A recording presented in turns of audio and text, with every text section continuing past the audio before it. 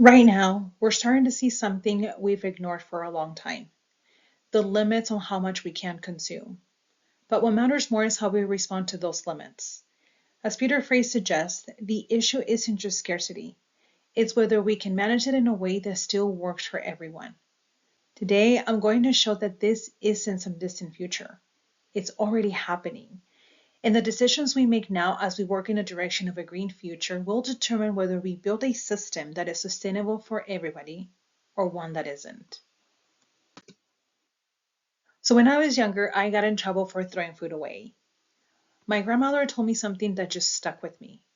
She said that when I died, I would have to come back to Earth and find every piece of food I wasted before my soul could move on. That idea scared me, but more importantly, it changed how I behaved. It made me aware that resources have limits. And today, that same idea applies on a much bigger scale. We're not just wasting food, we're overusing energy, materials, an entire ecosystem. The difference now is we don't get a second chance to go back and fix it. So the future I'm focusing on is one where we live within those ecological limits, but still allow people to live well. Right now, our system is built on the idea that more is always better, but that is becoming unsustainable. As Fraser explains, the challenge isn't just reducing consumption, it's doing it in a way that does not make inequality worse. Because if we don't think about fairness, then reducing consumption just means some people lose more than others. So the real question here is, can we build a system where we use less but live better? And if that's the future we're talking about, the next step is to ask, is this actually happening or is it just an idea? To answer that, we need to look at what's already changing today, both the trends pushing us in that direction and the barriers slowing that progress down. The first trend is that environmental limits are no longer being ignored. They're actively shaping decisions. According to the United Nations Environment Programme, while global temperatures are still projected to rise between 2.5 and 2.9 degrees Celsius under current policies, governments are no longer standing still. We're now seeing rapid expansion of climate policies, national commitments, and emission targets across countries. In fact, the report shows that if all countries' pledges are fully implemented, warming could be reduced closer to 2 degrees Celsius, which means intervention is already happening. So yes, the situation is serious, but that's exactly what's driving change. What this shows is that environmental limits are forcing governments, industries, and societies to rethink how much we consume. And that's a clear step toward a future where living within those limits becomes necessary, not optional. So the question then becomes, if these limits are real, how do we actually adjust the way we consume? The second trend shows that we're starting to answer that question by redesigning how consumption works, not just reducing it. According to the Organization for Economic Cooperation and Development, cities and governments are actively implementing circular economy models that focus on reuse, repair, and extending product life cycles. And we are already seeing this shift in practice. In some cases, like in Amsterdam Airport, organizations are moving away from ownership altogether, paying for lighting as a service, which encourages durability instead of constant replacement. In other cases, like in San Francisco, policies are targeting waste at the design level. The city has introduced cradle-to-cradle requirements for materials like carpets, meaning products are designed from the start to be reused or recycled rather than thrown away. These examples may seem small, but they point to something bigger: a system that is slowly moving away from constant consumption and toward continuous use. And that is exactly what future within ecological limit requires. Not just using less, but using resources in a way that lasts. But even if we redesign systems to use fewer resources, there is still another issue that we have to address: who actually benefits from these changes and who gets left out. The third trend focuses on exactly that, starting to address not just how much we consume, but who is responsible for it. According to the European Commission, carbon pricing systems now require major polluters to pay for their emissions, generating over 200 billion euros in revenue. What matters is what happens next. Those funds are being reinvested into public transportation, energy efficient housing, and clean infrastructure, while also supporting lower income households through programs like the Social Climate Fund. So this isn't just about reducing emissions. It's about making the transition more accessible and fair. But if that's the direction we're moving in, then the next question is, who or what is holding us back? The first barrier is access, because having solutions available is not the same as being able to use them. Take electric vehicles, for example. These are often presented as practical solutions, but the upfront cost, purchasing, installation, and maintenance make them difficult for many households to realistically implement. As a result, adoption tends to happen unevenly. Those with more financial flexibility are able to transition, while others remain dependent on older, less sustainable systems, not by choice, but by constraints. That gap matters because progress becomes fragmented instead of widespread. And when access is limited like this, it raises a bigger question about the system itself, because it's not just about what's available, but what people are actually being encouraged to choose.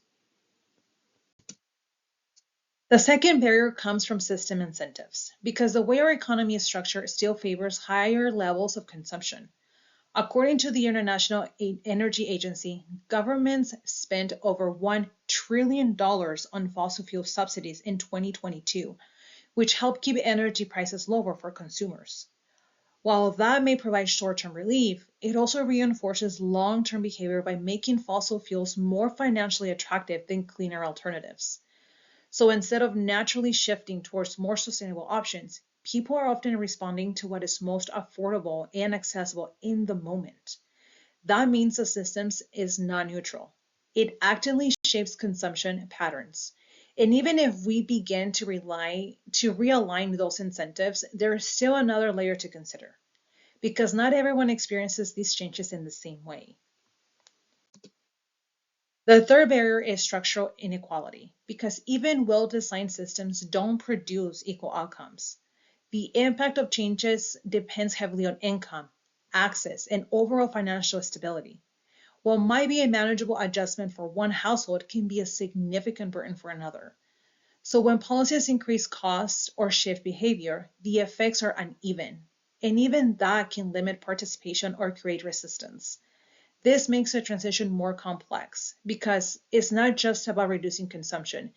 It's about making sure that that reduction is distributed in a way that people can realistically sustain, which is why any effective solution has to go beyond individual choices and address how access, affordability, and system design all work together. So if the barriers come down to access, incentives, and inequality, then the solution has to address all three at the same time, not separately. The approach I'm proposing focuses on expanding access to residential solar energy, but doing it in a way that is intentional and structured. Solar works here because it directly reduces reliance on energy powered through fossil fuels, while also lowering long-term energy costs for households. So it doesn't just solve an environmental problem, it addresses a financial one as well. But adoption won't happen on its own. Right now, the issue isn't just availability, it's affordability, awareness, and accessibility. So instead of treating solar energy as just a product, this plan treats it as something that needs to be actively positioned, supported, and made easier to adopt. That's where the marketing strategy comes in. Because if we want this to scale, we have to clearly define who we are trying to reach, how we position it, and how we connect people to the programs that make it possible. To make this plan effective, the targeting has to be very intentional. The primary focus is on middle-income households, particularly homeowners who are already dealing with rising energy costs but still have some flexibility to adjust their spending. This group is important because they are in a position where energy savings actually matter, but the cost of solar can still feel like a barrier.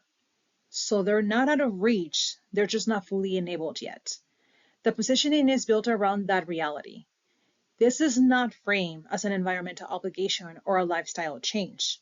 Instead, it is positioned as a practical financial decision, something that reduces long-term energy cost and provides more stability over time. The message is simple. This is a way to take control of your energy costs, not at another expense.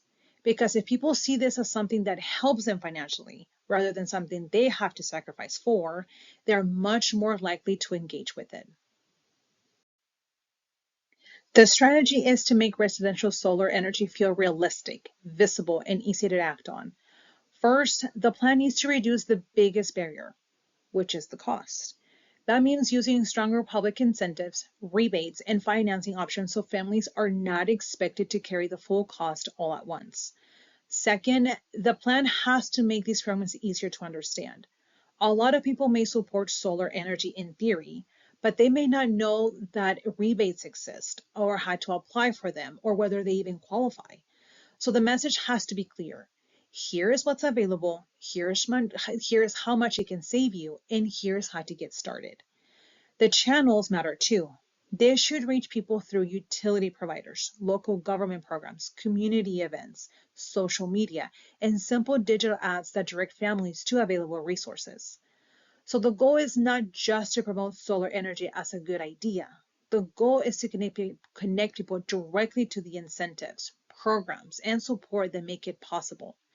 This approach combines financial incentives, clear messaging, and direct access points to reduce friction at every step of the decision process.